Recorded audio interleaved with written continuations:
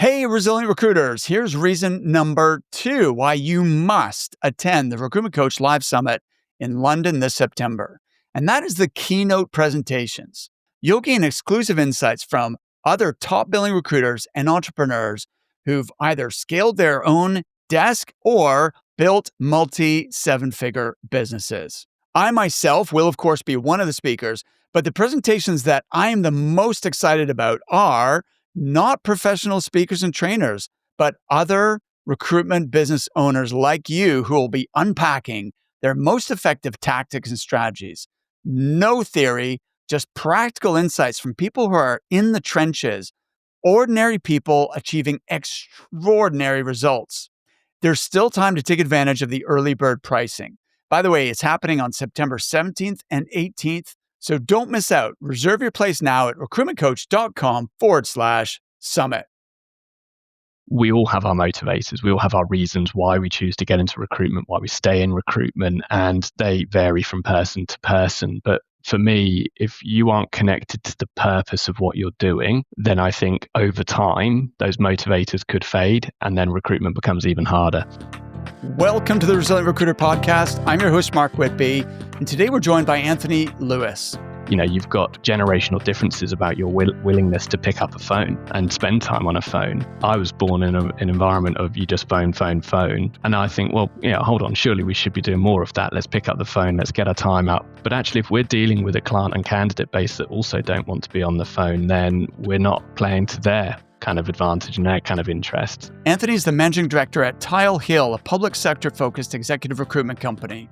For me, it's about placing people into public sector organizations that are influencing the world that we all exist in. The society, the fabric of it, our ability to go out our front door and for our bins to be collected, for the train to be at the station, all of those things that these people are at the forefront of making happen. Tile Hill has been awarded the best company to work for, the best in-house L&D at the 2024 REC Awards, the best candidate experience category. They've also most recently been voted the #1 interim service provider by the Institute of Interim Management. I don't want anyone in our business to not know where their career can take them, the journey they need to go on, the skills they need to gain, the skills they need to develop, and how we're going to support them to do that. And that doesn't mean we shy away from difficult conversations around perhaps where the deficit is, but it should be from a place of let's try and tackle that with you. If this is where you want to try and get to, let's support that. And we will invest in the training that goes with that. Anthony's passionate about the careers of public sector leaders and supporting organizations nationally to attract and hire the best talent, and he's done so for over a decade. Anthony, welcome. Thank you so much for doing this. Thanks for having me. It's great to be here. All right.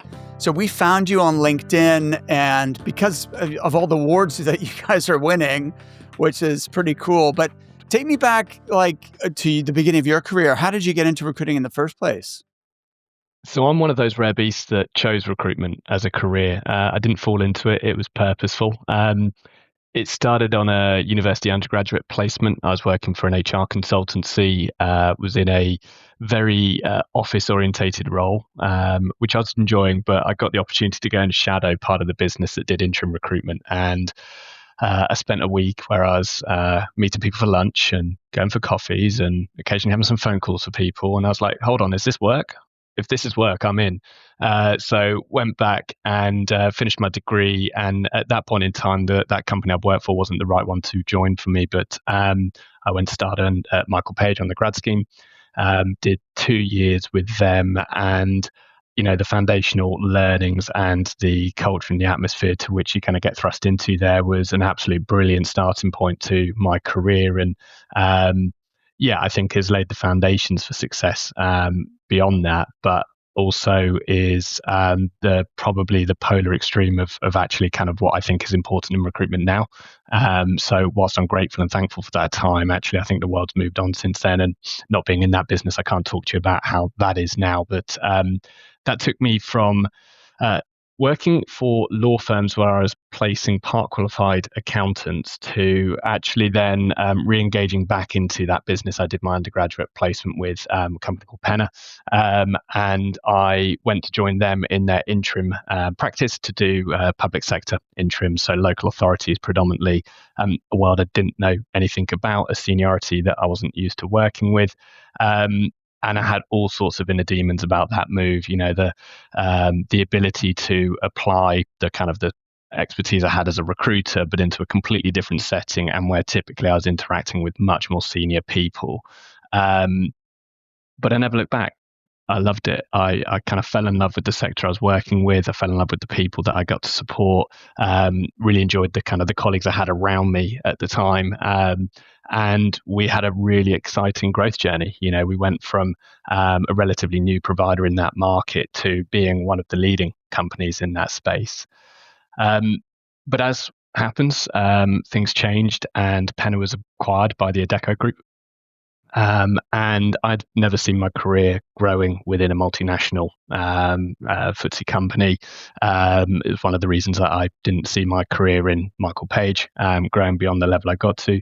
I've always wanted to do something where I have a little bit more entrepreneurialism, have the ability to create, shape, and mold something. And so after a while, as that merger took place, I realized actually my future lay elsewhere, and had kept in contact with the guy, David Weir, who had brought me back to Penna.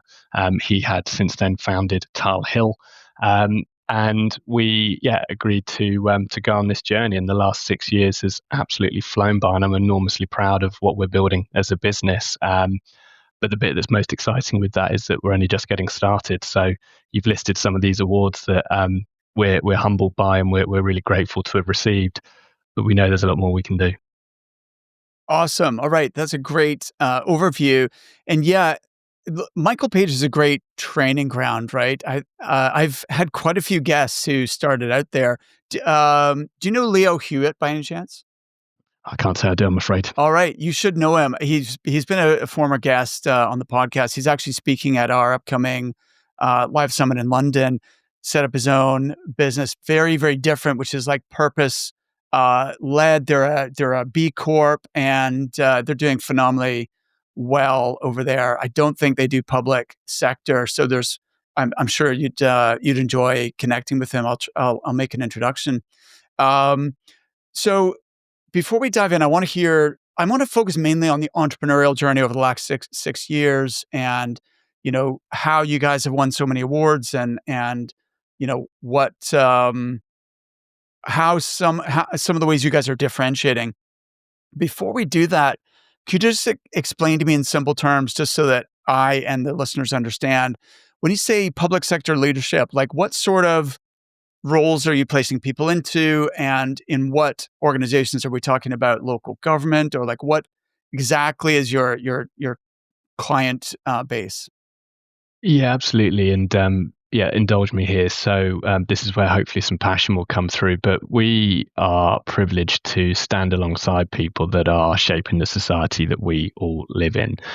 So we get to support the most amazing people that are drawn to working in public sector organizations that have the intellectual capability to do whatever it is they choose to, but have, for whatever reason, chosen to pursue a career in public service.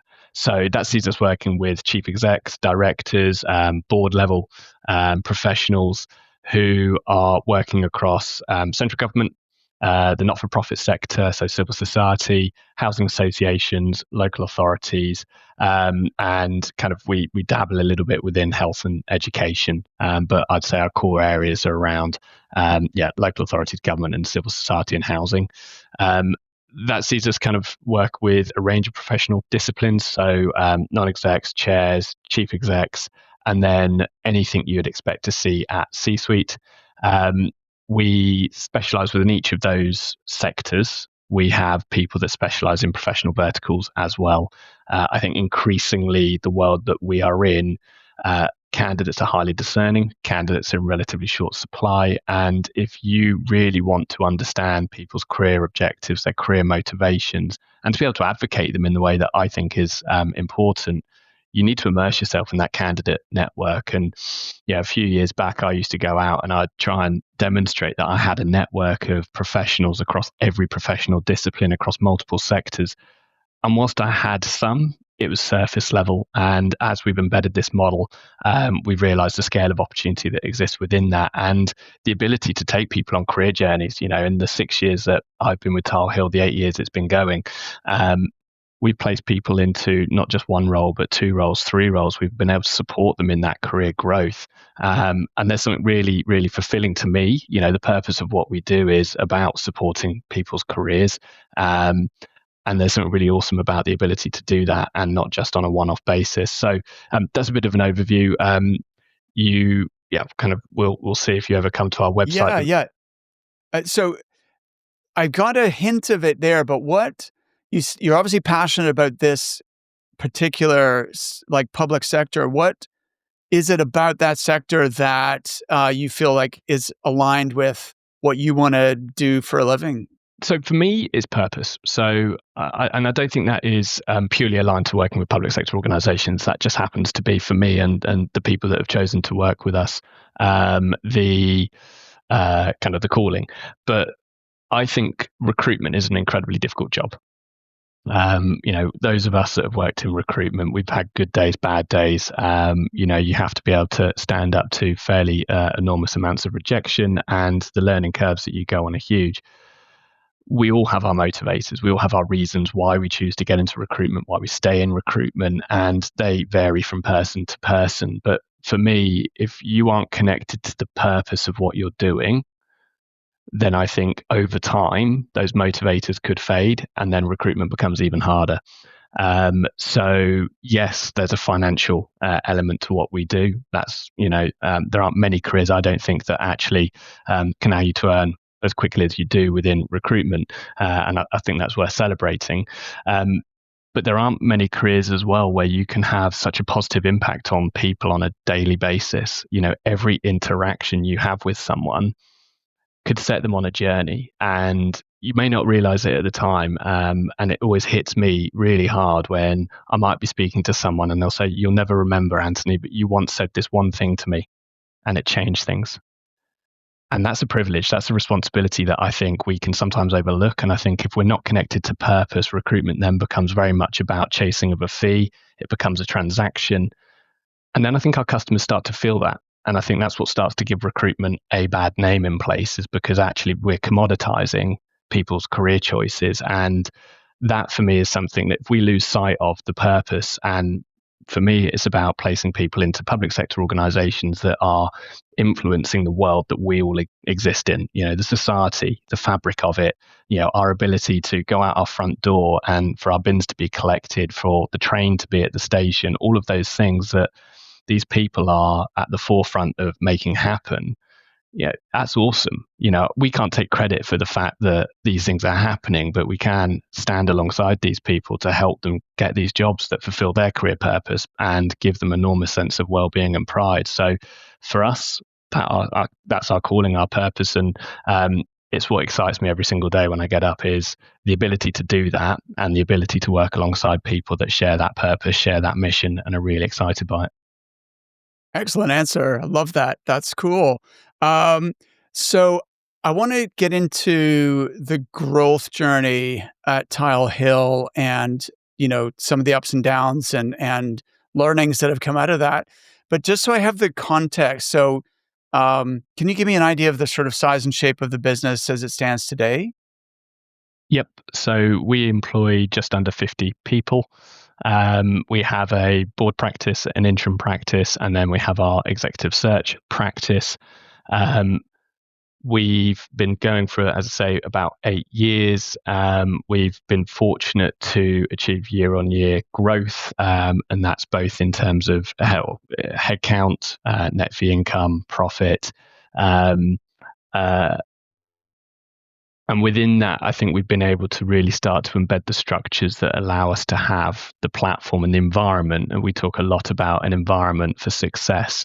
And we've invested heavily in making sure we've got the conditions that allow people to join Tile Hill and be successful. So whether that are people that are at the beginning of their recruitment career, so straight out of school, straight out of uni, through to those that join us with 20, 25 years of experience, and to give them access to the tools, but also then the environment, the mindset, and colleagues that allow them to be better than they thought they were capable of, and to achieve things that they perhaps didn't think were possible. Central to that is investment in L&D. We've always made clear that for us, we want our teams to have really clear career paths. I don't want anyone in our business to not know where their career can take them, the journey they need to go on, the skills they need to gain, the skills they need to develop, and how we're going to support them to do that. And that doesn't mean we shy away from difficult conversations around perhaps where the deficit is, but it should be from a place of, let's try and tackle that with you. If this is where you want to try and get to, let's support that, and we will invest in the training that goes with that. I can expand on that if that's helpful at this point. Or Yeah, you I'd want love to come back to to. that? I think because one of the things that is very clear from the, the way you're speaking as well as the awards you've won is you're really you believe that L&D is central to the success of your team and therefore the business. So could you share more detail around the career path and then the L&D that supports that? So we've got different career paths and career journeys. So depending on the role that you're in currently, where you see yourself going, we've got fee earning, non-fee earning, operational roles. We've got marketing, but we put equal importance on the career journeys of everyone. So for us, there is no hierarchy of fee earners over anyone else. We're all part of a team. None of us can achieve what we need to achieve without the support of others and the expertise of others. So we have a range of training mechanisms. We have a core program that we agree on a 12-month basis. So we've got a training partner that we work with at Arden Matheson. We sit down with our leadership group, understanding what their teams need for them to grow in the way that they're building into their business plan. We then look at what are the training interventions that follow through from that, and we then structure that and put groups of people into it. So whether that's management training, billing management, through to needs-based selling, negotiating. We're spending a fair bit of time at the moment talking about sales psychology, and how you actually get yourself into the right mindset to have the right conversations with people. Some of it is around insights and just understanding who we are. And one of the things that sits central in our business is kind of empathy and cultural intelligence. We want people to understand how to get the best out of each other, how to interact with those that they're dealing with. And I think emotional and cultural intelligence is central to that. So we spend a lot of time thinking about that. That's core. Outside of that, we invest around inclusion. So having an inclusive business is fundamental for us, but actually making sure we are at the forefront of understanding what EDI is around. And so we invest with an inclusion partner that supports us around training. We've just about to conclude an 18-month leadership development program. So our top team, second 9 people, will all of it benefited from an 18-month program. Key to success is the ability of our leadership team to work with those around them. And we've got a really strong principle around leadership. For us, we don't look at that just at those that are the best billers. We don't just look at those that are the best sales professionals. We look at those that actually have the ability to lead those around them to, again, achieve more than they think is possible and to really inspire them.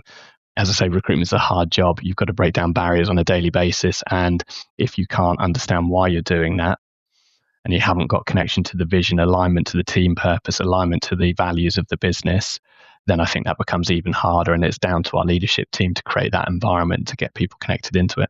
Okay, awesome. So yeah, this is a mistake I think a lot of recruitment companies make is that distinction between promoting your best billers versus the ones with leadership potential.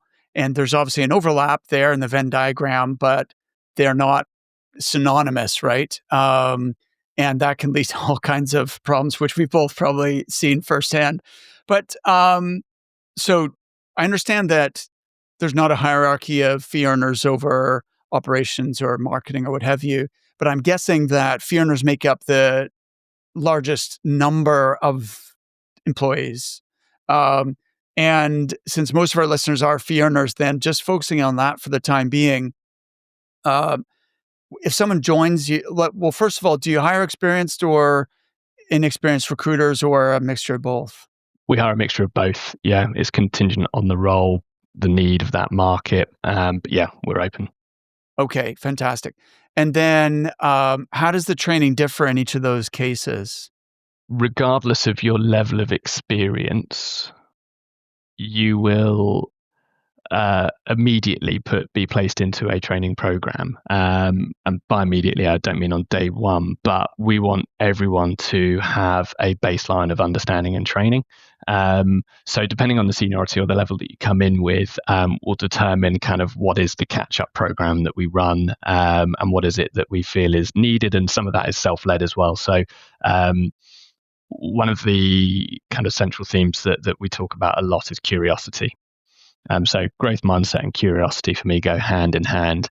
We want to attract people to the business that are aware of the idea that they don't know everything, and by no means are they finished articles. So whether you've got a year's experience or 25 years experience, maybe longer, you might be brilliant, but there is always stuff that you can learn. There's always stuff that you can know. And our internal kind of performance conversations are always centered around where are you today versus where you want to get to? What are the skills that you need to develop and deploy? And how do we support you to do that? And that's self-led, because I could tell you to get better at something, but if you haven't come to the table saying that, then you're going to pay lip service to it. So in those early days, we'll have conversations with people about where they are, where they think they need to grow, and we'll then make sure that the training support sits around that. If you're joining us completely cold, we don't have a title of Learning Academy or anything like that, but we have a really curated program that starts with your onboarding, that starts with your first 2 weeks in the business and how you're introduced into it, and then the way that we kind of drip you into various elements of the role. But theory of recruitment, the theory of what we're doing sits alongside that. I think we're also really we're passionate about nurturing and developing the future talent of recruitment. And we can point to really great success stories of people in our leadership team that joined in what we call an associate consultant role. So that is essentially a candidate facing role where you are supporting in the development of a candidate network. You are learning the basics of recruitment. The risk with that role is you wait for the perfect condition for that person to be ready to take on the client facing element of the job. And through learning, I've realized there is never the perfect condition for that to happen. At some point, you've got to be thrust into a different scenario, and you learn through failure. You learn through kind of getting things wrong. And actually, one thing I take from Michael Page is you are on day one put on the phone. You are made to pick up that phone, and they're comfortable with you making mistakes. But what they're also very sometimes kind of blunt about is, go and correct that mistake. So you didn't ask that question, phone them back and ask it. And you learn that very quickly. Now, that's not how we do things now, but we definitely have a culture of psychological safety where actually we want people to go and learn. And if we try and create this perfect vacuum for someone to learn in, they won't. So we try and expose people to things as quickly as we can. So I'd expect someone that joins as an associate consultant 12 months to 18 months before they're starting to own and manage more and more of the recruitment process and starting to win and develop their own relationships. And because we place such a high emphasis on the candidate experience side of things, so we want to be famous for the experience that we provide to candidates. That is something that we talk about on a daily, monthly, weekly, quarterly basis in all of our meetings. How are we giving people a brilliant experience? How are we supporting them through a recruitment process? And what we're seeing is the more you invest in that relationship, the more you invest in that support, actually you're starting to shorten that learning curve around business development, because these are people that at our level, we're very lucky, will be your clients. There'll be people that come back around and say, you gave me a brilliant experience. You really treated me fairly. I would like to come and ask you to find me someone. You gave me such a good experience. And that is, a really great way for people to learn in a really organic but safe way. Love it. So there's a few things that stood out to me from what you just shared. The emphasis on empathy, I think, is not that common in recruitment for some reason, even though you could make a case that that's probably one of the most important, you know, attributes of a recruitment consultant is emotional intelligence and so on. But the thing I totally resonated with as well was hiring people who are coachable, no matter how much experience they have. People who want to progress, they want to improve, they're open to feedback, um, and so on. Like that is, I think that's got to be one of the non-negotiables if you're hiring for your own team is having that coachability and not someone who already thinks that they're the finished article, they know it all, and they don't need training, they don't need coaching, just leave them alone to get on with it. um, I don't think is going to create the culture that's going to inspire everyone to be better and to do our best. Like we have people in our coaching program who are huge billers or who have 25 years experience, or so why would someone like that join or seek coaching? Obviously it's the mindset, having that growth mindset, always wanting to improve. And that's the sort of people who I love hanging around with. You said something I've never heard anyone in recruitment talk about, though, which is psychological safety. Could you elaborate on what you mean by that? Yeah, happily.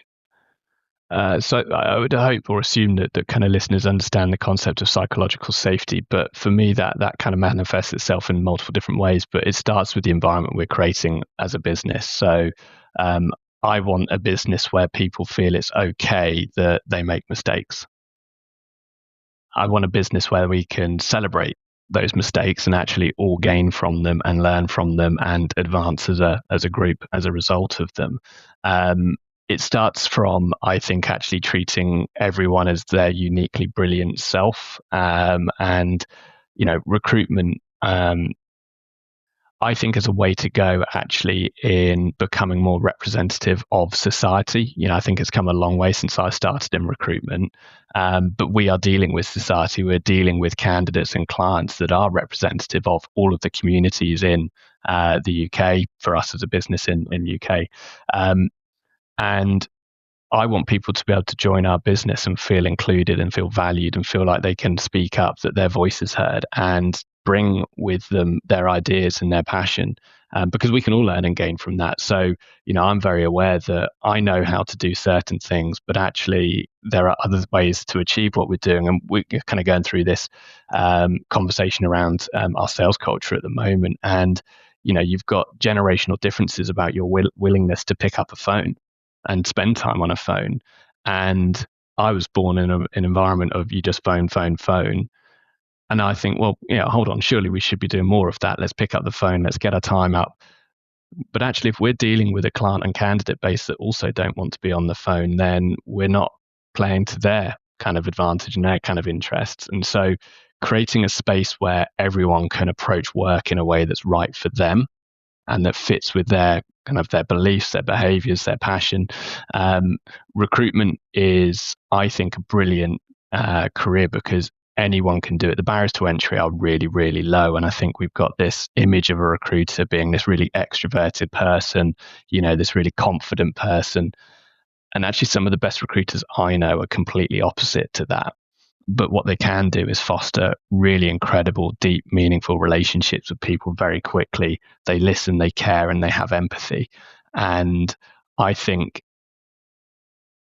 prescribing how people approach recruitment limits that ability for uniquely brilliant people to apply their own skills in the right way. So all of that then contributes to that concept of psychological safety. So if you can't be yourself, if your natural behaviors, so we know we've just done an inclusion survey in our business. So we do it on an annual basis, and that's about the experience people have had working at Tile Hill. We're really proud of the results that come out of that. And one of the things that we always hear is people's personal values align to the values of the business, and that the behaviors we celebrate are the behaviors that come most naturally to those people. So people can come to work as themselves and feel comfortable as themselves because they are the behaviors that we celebrate and we want to see. And that might mean actually we're not the right business for some people to join. But equally, I think we can prove that actually there are very few people that have joined our business and not found it to be a place where that psychological safety and inclusion exists. So that for me is a fundamental starting point for anyone being able to grow, for anyone being able to be curious and to put themselves into a place of stress and learning. Um, Makes total sense. And so thanks for explaining that. And I think the job is already stressful, right? And as you alluded to earlier, it's a tough job. It's not easy. There's rejection, there's disappointment, there's setbacks, there's, you know, um, so and everyone's going to make mistakes. So if on top of that, just the stress of all that, you feel like if you're going to get a mistake, you're going to get, you know, a reprimand or made fun of or whatever it is, then that's not going to encourage people to like show up and give their fulfill their full potential, right? People are gonna be holding back for fear of doing something wrong. So that makes total sense. And even if you think of Maslow's hierarchy of needs, like safety is at the bottom, and a lot of people think of that as purely applying to shelter, food, like in a literal sense, but it also is a psychological sense of, you know, feeling like you're psychologically secure as well. So, and then you can ascend the ladder and achieve your full potential there. Um, you touched on generational differences in approaches to BD. Could you elaborate on how you've handled that as a business? Because this is a this is an ongoing conversation I hear when we're coaching business owners who typically are somewhere between your age and my age, right? And they grew up on the phone, and that's the primary way that they get business still. And that they're hiring people into their companies and they're finding resistance and kind of that that's difficult to get other people to do in the same way that that we did. And as you say, there are different ways of doing things, lots of different ways of getting the same result. But how do you scale if everyone's doing something different? First of all, how do you measure it? How do you scale it? And how do you know that it's going to work out and it's okay for, this person to do it one way, another person? Like, how do you manage that? I think I'd be lying if I say we've nailed it. In fact, I know it would be. It's a constant evolution, and what works today might not work tomorrow. I'm sure many of your listeners are grappling with the use of AI in recruitment at the moment, and certainly in some of the networks that we sit in, there's these shiny objects that can completely revolutionize your approach to BD. It can put greater numbers of leads in your inbox. It can do all of these amazing things. And I think there is absolutely a role for AI in what we do. And I think that is part of a sales funnel. It's got to be around kind of how you start to add more opportunities into the top of that funnel. What you do with them from there, though, is contingent on the market you're in, the level you're at, the type of person you are. And I think it's a mixed economy of what's right for you, whether that is transacting over WhatsApp and kind of email through to whether that is picking up the phone. I personally get huge endorphins out of being in front of people. The kind of the impact of COVID and how we all work now. Those weeks where I'm in the office and I'm with people on multiple days, I'm exhausted when I get the train home at the end of the week, but I'm exhilarated because I've had a different quality of conversation with people that I don't think happens if you are on a text. Unless you're very good at asking very insightful questions on text or WhatsApp, you're not going to get some of that additional noise. So I think the question there around performance and how you create an element of scalability and measurement, we have this debate in our leadership group of, why don't we just have KPIs for the business? Why don't we just have homogenous KPIs across all fee earners and associate consultants anyway? And I don't think that necessarily is right, because what I expect of someone with 10 years recruitment experience in a mature market is very different to someone I'd expect with 5 years experience in an immature market, or someone as a consultant versus a associate director in our business. And those KPIs would need to also be reflected based on what's the problem we're trying to solve. So is the data telling us that you're great at getting jobs on, but you don't fill any of them? Because if that's the case, let's focus on what we can do to improve control. If you're not getting any jobs on, let's start to look at how you improve that ratio. How do you get more jobs into the? So let's focus on the front end activity that needs to go into that. So for me, it comes back to that understanding of what's relevant to that one person at that point in time. Comes back to the L&D program that we've got. And one of the things that we've realized is just putting people on training doesn't in its own right improve performance. It makes some difference. It's the application of that learning. And we've all been in learning sessions. We've all been in conferences where we've written loads of notes down and tomorrow I'll start. And that note never gets looked at ever again. So we have mentoring conversations. So everyone that goes onto a training course has a mentor that they meet ahead of that training program, saying what they want to get out of it. And then afterwards they meet to say, what did you take from it? And what do you want me to hold you accountable to? What am I going to encourage you to do? And within all of that, there is a business development focus to it. So how are you going to go to market? I think the role of social media plays an enormous role now in the development of personal brands. I think recruiters are all marketeers in some extent. And I don't think running a webinar or a perfectly curated message on LinkedIn is going to be the silver bullet, but it all develops the story for how people will experience you and the reputation that you want to build in the market that you're in. So I think you have to be, as a recruiter now, I think you have to be really consciously purposeful in every interaction that you have and to make the most of them. And whether that is on a phone call or whether that is on a coffee meeting or even if it is just over email.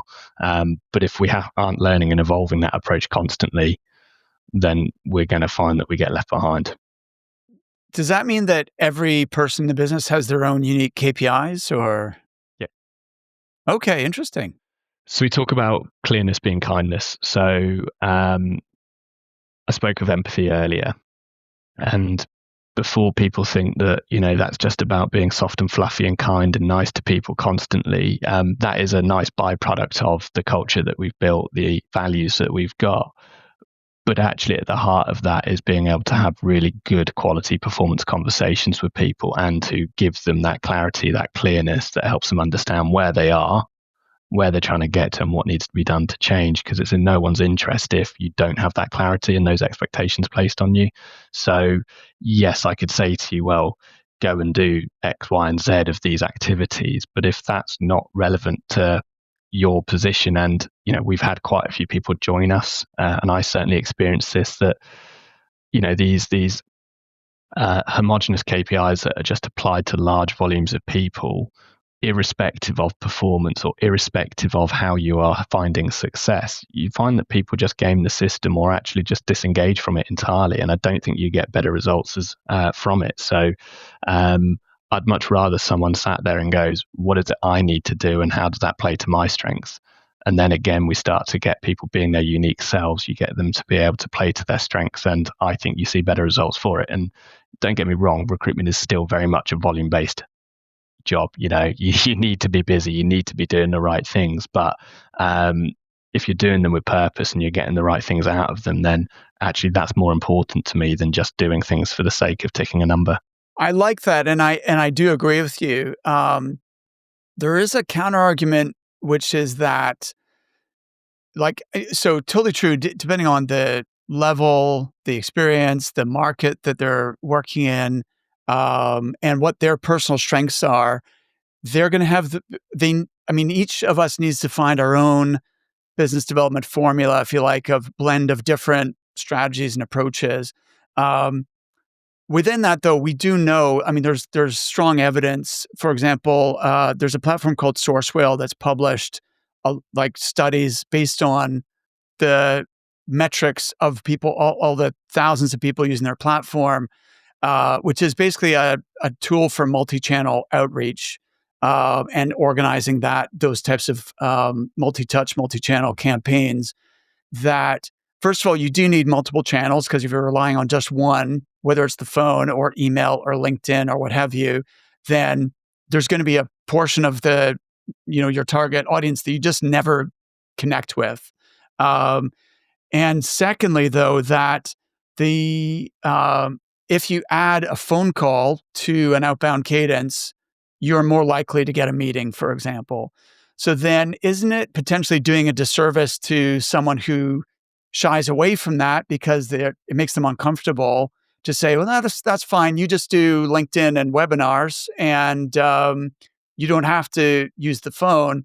That actually they're not going to achieve their full potential because that is a skill set that potentially could be trained and they could build their confidence in that area. So I think again, it comes back to what's the problem you're trying to solve. So are you getting meetings? Cool. You're getting meetings. Crack on. You're not getting meetings. Okay. So what are you doing? So I had a conversation with someone in our team the other day that was saying, I'm really struggling to get meetings. And I said, well, tell me about your approach to it. And they said, oh, well, I send X number of emails, outreach emails to cold contacts on a weekly basis, but I'm not getting much back. And I think, and so I said, well, I think we can look at that. I think firstly, you need to increase the number of outbound cold emails that you're sending dramatically, but what are the other touch points? So I think a lot about actually how do we nurture relationships. So recruitment is a relationship industry, and our business development, our candidate development strategy should all sit around what is it I need to do to advance this relationship to the next level. And there are all the different touch points that things like Sourcewell are built upon. But I won't shy away from the fact that actually, whilst we always need to have new leads going into the top of the funnel and we need to have some cold BD activity, statistically, I know that in our business, last year we did something like 1,500 cold BD meetings. The transition of that to placements, for 1,500 cold BD meetings, we had 27 placements. That is not a good ratio of return. That is, and that's not to say those meetings weren't worthwhile and productive, but actually, I would rather our team gets the ratio right of how much time they're spending with people they already know, or the people that we already know as a business, the relationships we've already got, and that again comes back to the purpose of why candidate experience is so important, because these are people that we've got a relationship with, that we're having good touch points with. So let's invest our time there. And yeah, don't get me wrong, phone calls will always be part of recruitment. I don't want ever to kind of say that's not the case, but equally, that might not be the intervention that's needed to support someone to succeed. And that's where I think the skill of leadership in what we do, and management, more management than leadership, but spending time with people to understand where they are in their role, understanding what their challenges are and how you overcome them, and that growth zone that we talk about. If being on the phone is the thing that makes you kind of most nervous, you need to start eating the frog. You need to start doing that. And eventually, actually, you get more comfortable with it. We've all been through that learning curve. So yeah, don't get me wrong. I'm not saying that we kind of have this really kind of lovely environment where people can just sort of sit on LinkedIn the whole day. If anything, actually, our strategy at the moment is to do less and less via LinkedIn. Say more about that. Why is that the strategy? Because I am not a massive fan of the way that LinkedIn treat recruiters, and at the moment, I don't think they actually do have a strategy that is to the benefit of recruiters. I think it's more going down the route of direct employers. And if we want to break the monopoly they hold on quite a lot of that kind of professional networking space, then I think the more we can do outside of it, the better. Yeah, I agree 100%. We're seeing with our clients a sort of movement. I mean, look, don't get me wrong. There's still the diehard, like I must have a LinkedIn recruiter account. That's, I couldn't do business otherwise. But more and more recruitment businesses are trying to find ways of connecting with clients and candidates outside of that platform. So they're not held hostage, to ever increasing, you know, um, recruiter license fees and that kind of thing. So, I think and I do think a lot of technology platforms that are emerging now are breaking that LinkedIn monopoly. It plays to what I was saying a second ago around cold relationships versus warm. So we have a database, a full database of brilliant people. We had a period where the first place someone would go when they were resourcing a job was LinkedIn. Why we're not using these active, engaged people that we've got all of the contact details for, that know us, love us, have had an experience of us, and let's not allow that to fall out of date. So if we can get everything going through that, so yeah, there are various platforms we're using, a new e-marketing platform, Force24, which again helps us drive the integrity of that data, but improves the way, the cadence, and the triggers to which we uh, contact people within our database and kind of nurture some of those people. So again, we are never at a place of having to engage with cold contact more than we need to. We've always got a pipeline of warm, nurtured leads. Fantastic. So I want to talk about candidate experience for most of the rest of the call because you've highlighted that that's actually core to your business development strategy. Is a lot of candidates ultimately become clients over time, and they're the best kind, right? Because they already like you. They've had a positive experience with you. Um, but just since you touched on a couple of things there, do you mind sharing what is your tech stack that is working for you now in terms of like your CRM and then other kind of tools that people benefit from day to day? Yeah, we're quite early. I'll be honest, in our journey around tech, I'd say we've been quite slow adopters. Purposefully in places, actually, I don't feel the need to be a first adopter in a lot of stuff. Actually, I'd rather wait to see that it makes a difference. Probably wait for it to go through that first acquisition cycle, rather than kind of going down a route and then finding we're all signing up to things via the access group. So we have CRM with Job Adder.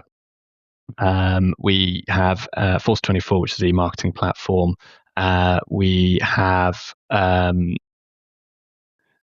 talent analytics is our candidate experience or customer experience feedback platform. And that one's really important to us. That's something that we've seen huge value in. And then that's pretty much it outside of the stuff that you'd expect. Okay, fantastic. And so, what was the talent one? Analytics. Talent analytics. Talent analytics. It's not a mouthful normally. Okay, that's fine. So let's talk about that. You've made candidate experience a core priority.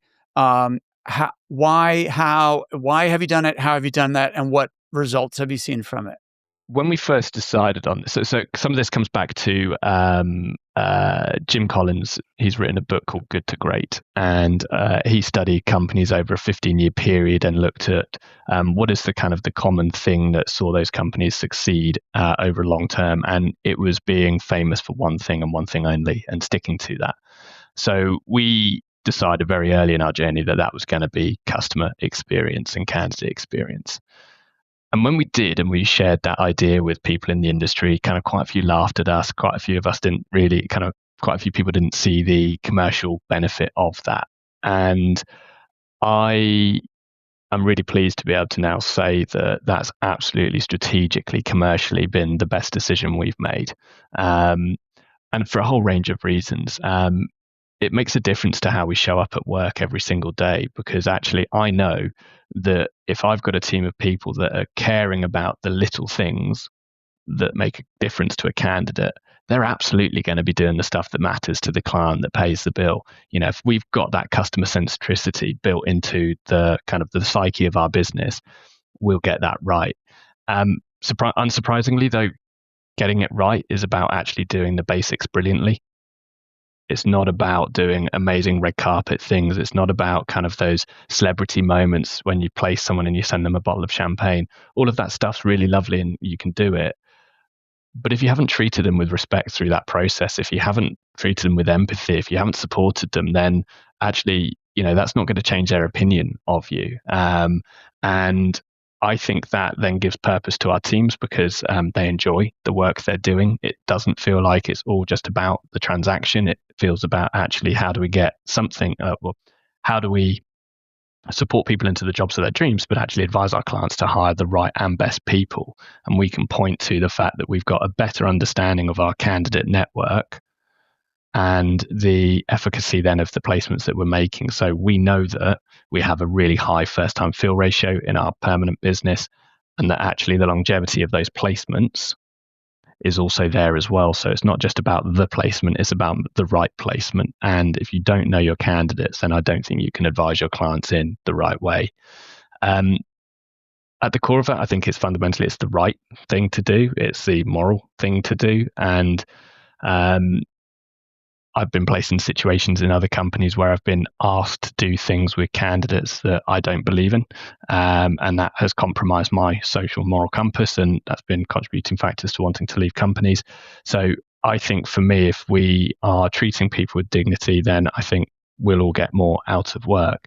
I think from a business perspective, in recruitment, in any industry, if you want to talk about USPs, I don't want us to compete on price. Totally.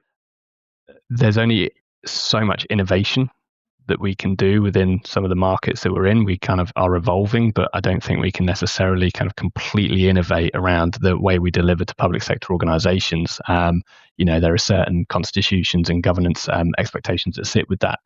So if we can't have a USP around those things, what we can have is around experience. And actually, that is our differentiator. And if you have that focus on candidate experience culturally baked in, it's not that easily replicable.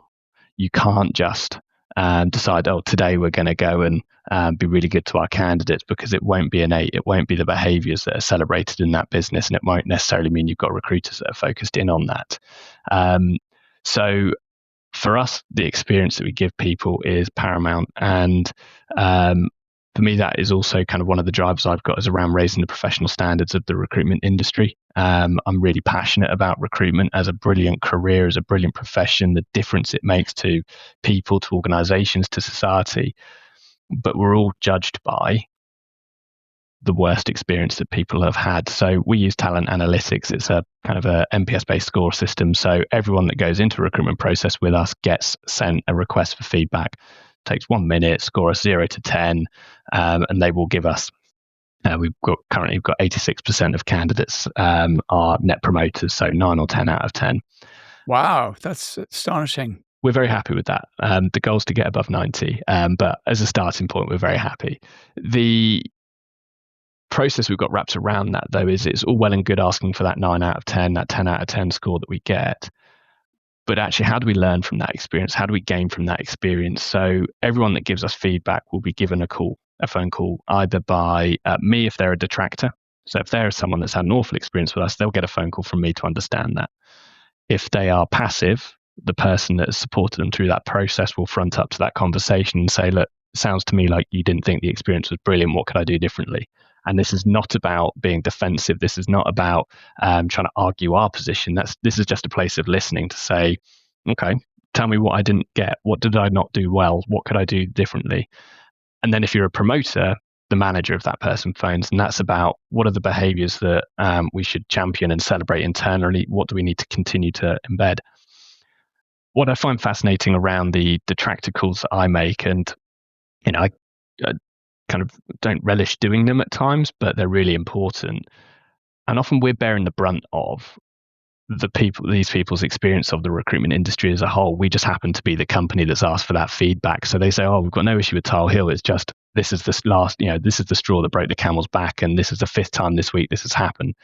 And at the moment, what we're seeing in the recruitment industry, and particularly the market we're in, you've got people really deeply concerned about their careers. You've got people really concerned about the availability of work. A large part of our business is an interim business, and the trends in this year's Institute of Interim Management survey are saying people are working less days, they're getting paid less, the gap between assignments is greater.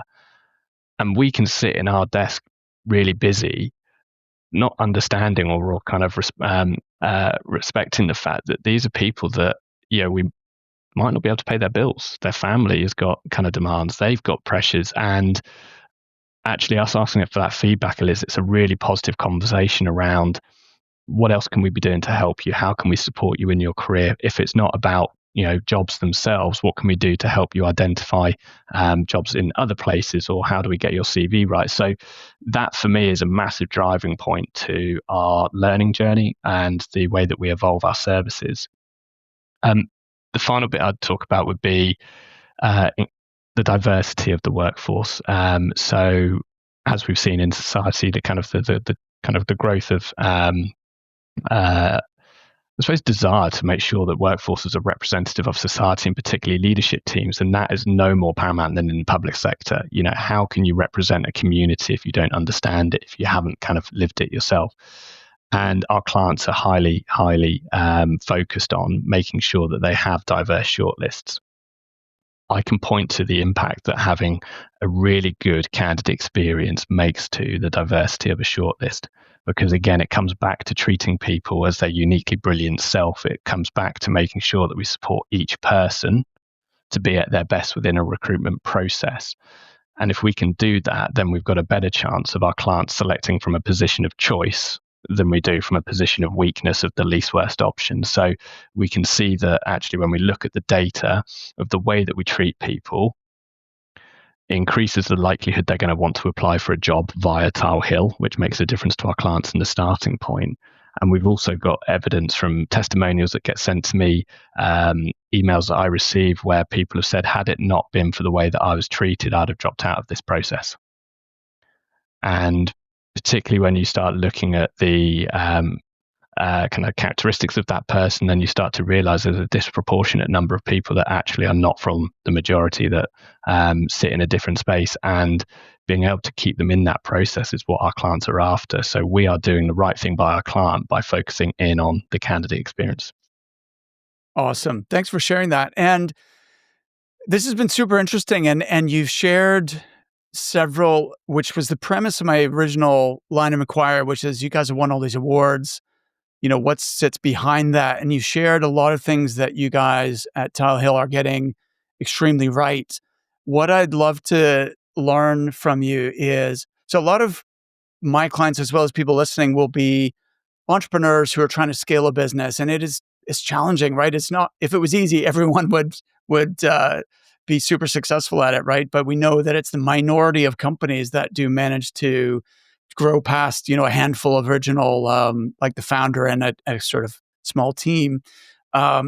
What's been the most difficult or challenging aspect of your journey over the last 8 years to get to the point you are today? I'd argue the risk of where we are right now is the biggest challenge that we'll have to overcome, notwithstanding the economy and the kind of the recruitment market more broadly. But we are at a place and a size now where actually the risk is you start to try and protect what you've built. You start to protect the way you do things, and you become deeply entrenched in just this is the way we do things. And all it takes is for another company to come along that's agitating the market to spot an opportunity and to quite quickly chip away at what you've built. And there is no reason why we at our size cannot continue to have that innovation, that curiosity, that desire to actually question, are we doing things in the right way, the best way? Are we looking at where opportunities lie? So I think the biggest risk is complacency. The larger we get, the more awards we win, the higher the standards people expect of us, internally and externally.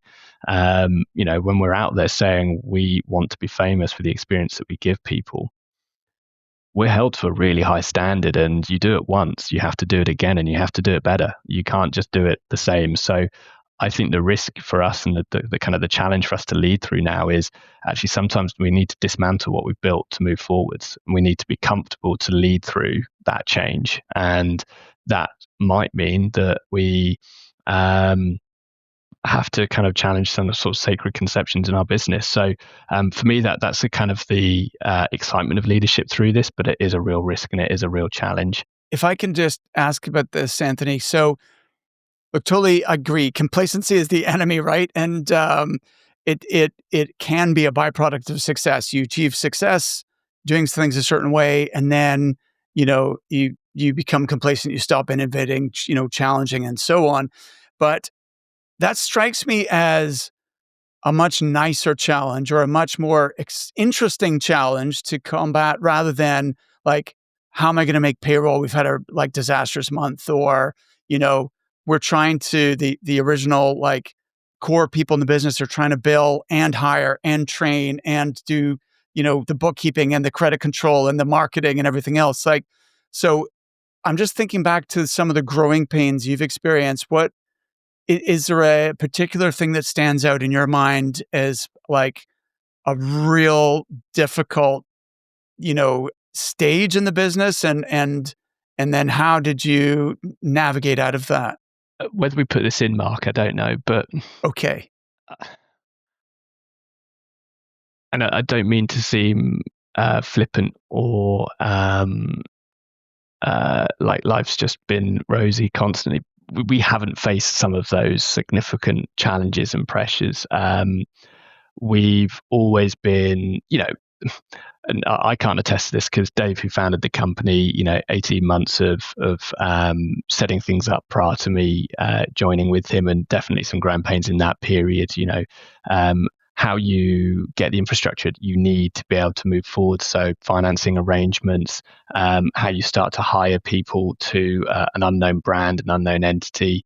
I think for us, those early days were clearly challenging, and Dave would tell you stories of having to run the payroll for our interims in a tent in a thunderstorm in France, with very limited internet connection. Um, Right. but actually, kind of as we've grown, we've been very careful and structured in how we've dealt with money. We always make sure we leave plenty of cash in the business. We are very hot on credit control, and one of the upsides of being, again, working with the public sector is typically payment times are okay. We have relatively low percentages of bad debt. We'd love them to pay us a bit faster, but generally that's been okay. I think for me, the current or the last 18 months has been our expansion out of what would be our core markets. So we're best known in local government, and we're very successful within that, but we don't want to just work in local government. We want to support the careers of people across the broader public sector, and that's to help them navigate between different parts of it. And to do that, we need to be present in all of the markets I mentioned to you earlier. And we've not always got it right. We've hired people to set up new areas for us that we haven't managed to land successfully. And I think probably in places we've given it longer than we should have done, for that hope of success. We've always hired very strongly on values. So for me, values and mindset are the things that I will hire on more so than track record and background. And as a result of that, I would like to hope we've dodged making that many or too many bad hires, and our turnover is very low, which actually is probably part of the reason for our success. It probably runs at 3 to 5% maximum turnover on an annual basis. And so we've been able to grow and nurture people, and that organic growth again has been really kind of central to our ability to grow without too many aches and pains. So I don't know if that's answered your question, Mark. I don't know if it's a bit of a cop out, but we've relatively plain sailing to date. Yeah, yeah. It sounds like you and Dave both highly experienced, and you've really taken an intelligent approach to building and growing this business, and you've been able to do that very, very successfully.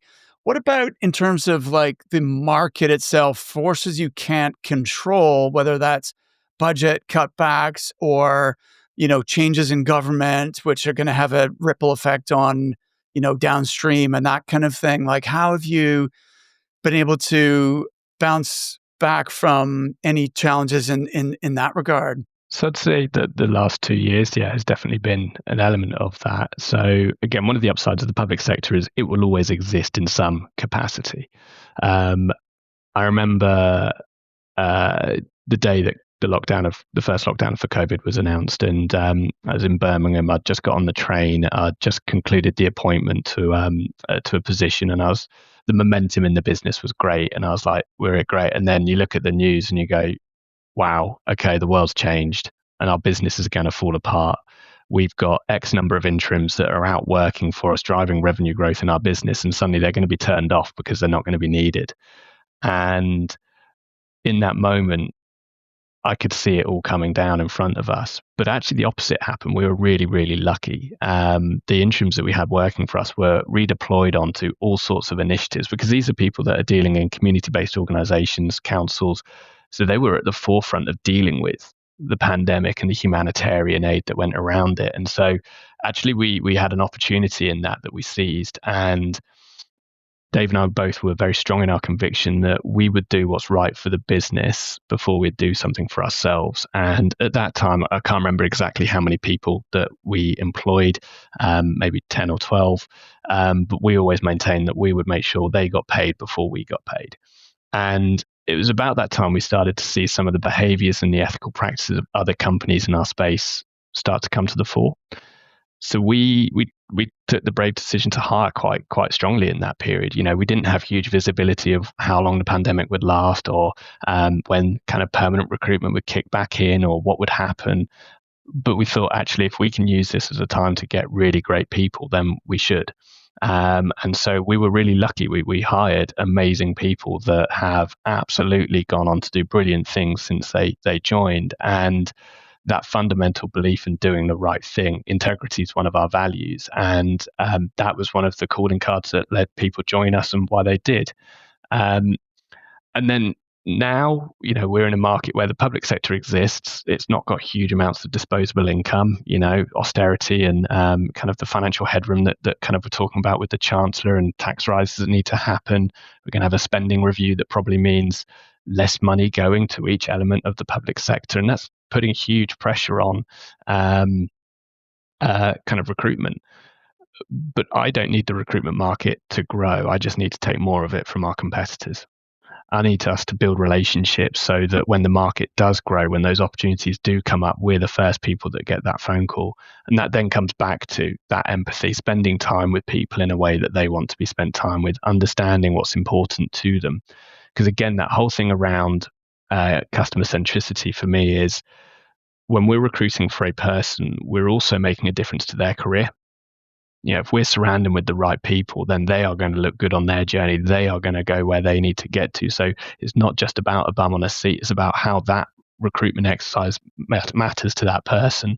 And if we're treating every single interaction we have with someone as, how can we support you to advance your career, then actually we're doing the right thing by them. And I think they're more likely to come back to us when the times are that they need to recruit. And in a tricky market, that's what you need. You need people that are kind of loyal to you, that want to work with you, and that call you when those opportunities arise. So I'm not saying we're getting it all right. I'm not saying we're growing in every area that we want to be, but with a really robust focus on relationships, we're kind of managing through some of that.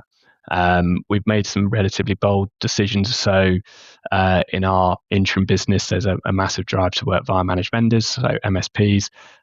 That strategically is not how we want to operate with our clients. And we're under constant pressure from our teams in places, but definitely from our clients to sign up and work via those. And that is the right thing for some businesses. I'm not going to take that away from those that choose to work through that, because I think that works for them. But for us, that's a move that we've made really clear that we do not want to work in those channels. And that might mean we lose the odd battle. But over the course of time, I think that's the right way for us to deal with our clients and to position ourselves to be that strategic partner that they want and to be an improvement partner alongside them. I agree 100%. Anthony, you're really good at reframing challenges into opportunities and looking at things in a certain light that creates confidence and, in moving forward. So I admire that. And especially like your answer that even if the market overall, the recruitment market doesn't grow, if we're better than our competitors and we're able to take business away from them, then we can still grow as a business. And then the relationships we formed when the pie does get bigger, then we'll grow in that dimension as well. So there's so much we could talk about, Anthony, but we're out of time today. That was fun. Hope you enjoyed it as well. Thank you for having me. No, it's great. It's always good to think some of these things through and talk them about. So yeah, thanks for having me. Absolutely. Well, have an awesome rest of your day, and I'll look forward to catching up with you again in the future. Thanks, Anthony. Great stuff. Thanks, Mark. Thank you for listening to The Resilient Recruiter. I know how busy recruiters are, so I'm honored that you're investing this time with me each week. I don't take your attention for granted. That's why I'm going all out to deliver value for you here, real insights you can apply to improve your business. And if you really want to help me to reach a wider audience and impact more people, please consider leaving the show a review on Apple Podcasts. And if you leave me a review, please reach out and let me know so I can thank you personally. Please hit the subscribe button and I'll see you next time.